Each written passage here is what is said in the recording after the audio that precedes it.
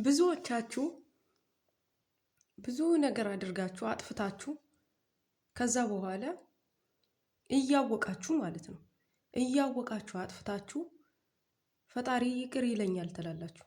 ኧረ እባካችሁ አውቃለሁ ሩህሩህ እንደሆነ አዛኝ እንደሆነ አውቃለሁ።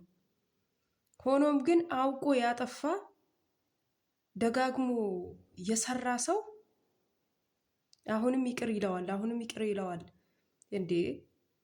ኧረ እባክሽ ይቅር ይልሻል። እያወቃችሁ አጥፍታችሁ ይቅር መባል የለም። ለምን? እያወቃችሁ መጥፎ ነገር ታደርጋላችሁ። እያወቃችሁ የሆነ ያልሆነ ነገር አድርጋችሁ ወይ ሰርቃችሁ ልበል ወይ ዝሙት ሰርታችሁ ይሆናል።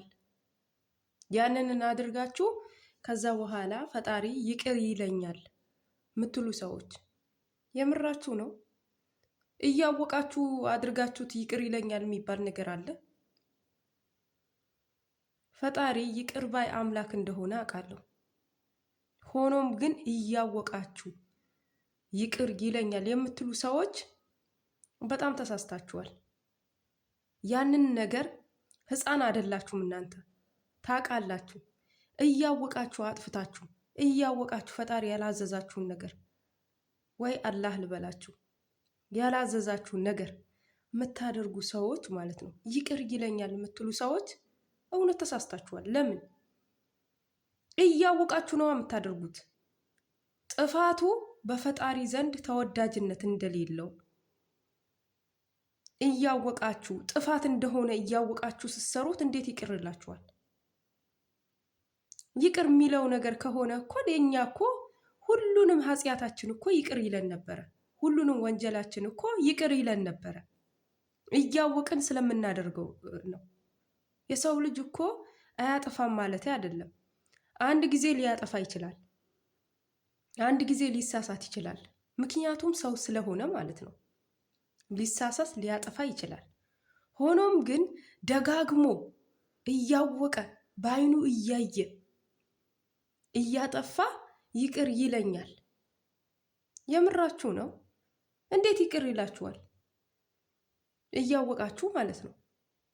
እያወቀ የሚያደርግ ሰው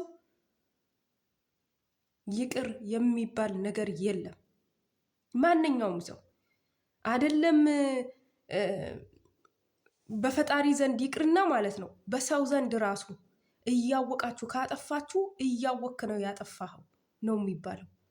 ግን ካላወቃችሁ ነው ይቅር የምትባሉት።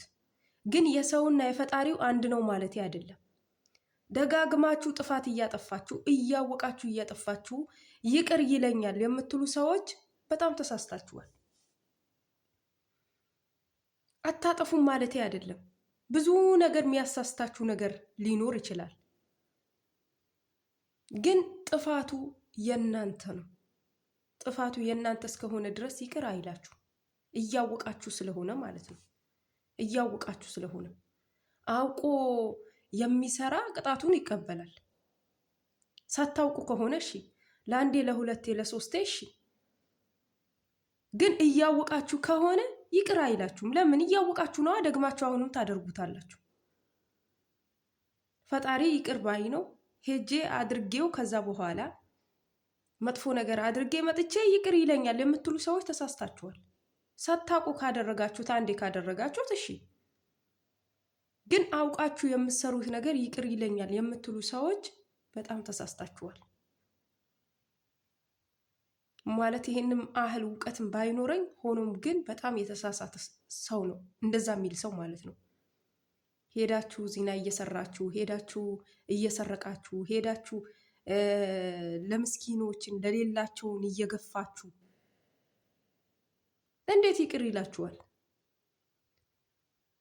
አይናችሁ እያየ ጥፋት መሆኑ እያወቃችሁ አይምሯችሁ ህሌናችሁ እየወቀሳችሁ ስታደርጉት እንዴት ፈጣሪ ቅጣታችሁን ትቀበላላችሁ? በፈጣሪ ዘንድ ትቀበላላችሁ። ይርግጥ ነው።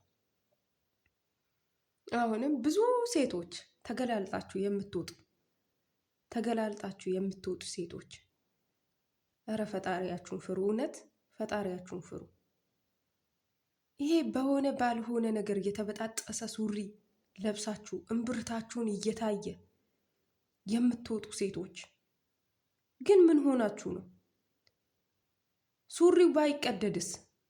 ያልተቀደደ ሱሪ ብትለብሱስ? ቀሚስ ብትለብሱስ? ጉርድ ብትለብሱስ? ቲሸርት ነገር ብትለብሱስ? ልንገራችሁ እህቶቼ፣ የወንዶች አይደለም እህቶቼ፣ ልንገራችሁ፣ የሚገላለጥ ሰው ጥሩ አይደለም። የተገላለጠው ለዘንጋዳም አልሆነለትም። ታውቃላችሁ፣ ዘንጋዳ እኮ እርቃናውን ስለሆነ ነው የሚበላው ቀድሞ። እንዳትበሉ ሰውነታችሁን ሸፍኑ። ወደ መጥፎ አደጋ ነገር እንዳይደርስባችሁ ሰውነታችሁ ሸፍኑ። አንዳንድ ጊዜ እኮ ወንዶች ነው እንላለን እንጂ ሴቶች እራሳችን ነው የምናደርገው የትኛውም ነገር ማለት ነው። ተገላልጠን ሰውነታችን እያሳየን የሰውነታችን እያንዳንዱን ቅርጽ እያንዳንዱን ሰውነታችን የቱጋ እንደሆነ የሚያሳይ ልብስ እየለበስን እንዴት ይህንን ነገር አይሁን? ወደ ጥቃት እንዴት እንትን አንበል? በገዛ እጃችን በገዛ ሰውነታችን በገዛ እግራችን አይናችን እያየ ወደ ጥቃት እንጓዛለን። ወንዶች እኮ አይፈረድባቸውም። ወንዶች አይፈረድባቸውም። ለምን? ተገላልጣችሁ የምትወጡት ራሳችሁ ናችሁ። ኑና ንኩኝ ማለት ነው። ጥሪ ነው። ይሄ ጥሪ ነው። ልንገራችሁ፣ አሁን አንድ ሰው ሚስኮል ቢያደርግላችሁ ደውል ለማለት ነው አይደል? እናንተም ልብሳችሁ እምብርታችሁ እየታየ የተበጣጠሰ ሱሪ እምብርታችሁን ከፍታችሁ የምትሄዱ ሴቶችም ልክ እንደዛ ልክ እንደሚስኮሉ ወደ እኔና ተጠጋ ማለት ነው። ወንዶችን ለመሳብ ነው። ራሴን አምሮብኛል ትላላችሁ እንጂ ወንዶችን ለማማለል ነው። እህቶቼ ይቅርባችሁ። የዛሬውን ይሄ ጅምላይት የሆነ እቺን ዓለም ይቅርባችሁ። ይቺ ዓለማዊ ነገር ይቅርባችሁ። አንድ የምትበራ አንድ የምትጠፋ ይሄን የኪራይ የተሰጠን ጊዜያችን ጨርሰን ጠቅልለን እስከምንሄድ ድረስ ፈጣሪያችሁን ፍሩ።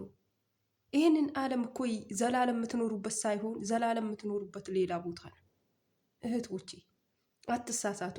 በጣም ብዙ ሴቶች ተገላልጣችሁ እርቃናችሁ በቃ ልብስ እንደሌለው ሰው አይነት ማለት ነው ቡትቶ ለብሳችሁ የምትወጡ ማለት ነው።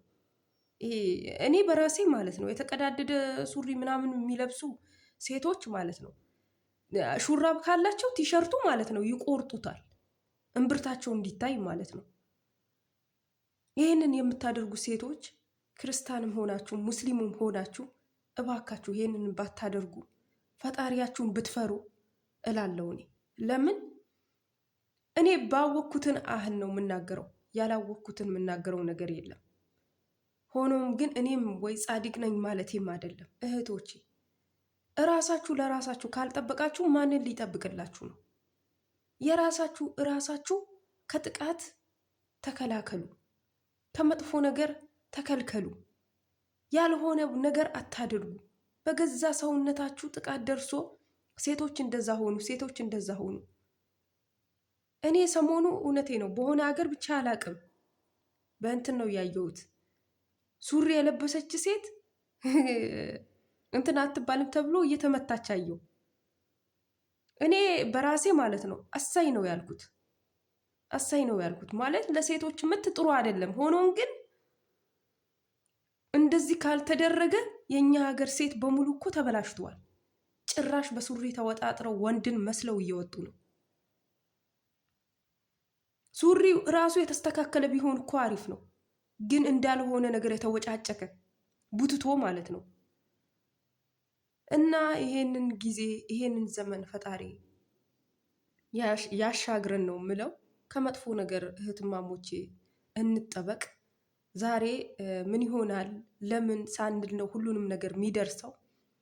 የመጥፎው ነገር ደርሶ ከምናለቅስ ቀድመን እንጠንቀቅ፣ ሰውነታችን እንሸፍን፣ ከክፉ ነገር ከፈጣሪ በታች ለሰበቡ ያህል እንታገል፣ እንጣር ነው ምለው። ፈጣሪ ይጠብቃችሁ ነው ምለው።